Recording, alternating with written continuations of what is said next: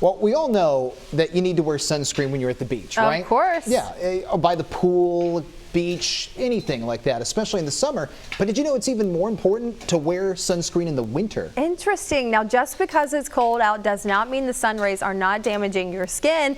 We've got some tips from InStyle on how to protect your skin all year long. I think a lot of people think that sunscreen is just kind of something you slap on when you go to the beach or you're tanning by the pool. And really it's not. It's not just a thing that you kind of want to use sometimes. Sunscreen is something that you want to use all the time. So, again, just because the sun doesn't feel as hot as it usually does in the summer, you still need to be wearing it because it's still going to be emitting these rays which can cause damage to your skin.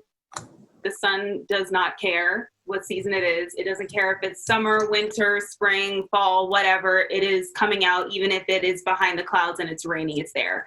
And it's still emitting sun rays. It's still emitting UV rays, UVA and UVB rays that are going to penetrate through the clouds, and they can cause skin damage. And more importantly, they can cause skin cancer as well.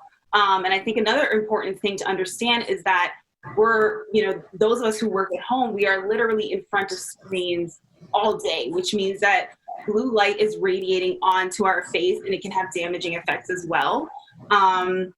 And even if you are inside the house, if you have windows, unless you live in a dungeon, there is going to be sunlight coming in. So it's super important to still wear sunscreen even if you're inside. Obviously the sun's rays are not as strong in the winter, but it's not weak enough to justify skipping SPF at all. People, even though, we're in layers, there is still a part of our face that's being exposed. So maybe you don't need to put it all over your body like how you would in the summer, but definitely you should still be doing it on your face, your neck, or any part of your skin that's being exposed. I think specifically for Black people, there's a misconception in our community that we don't need to wear sunscreen because the melanin in our skin protects us from the sun.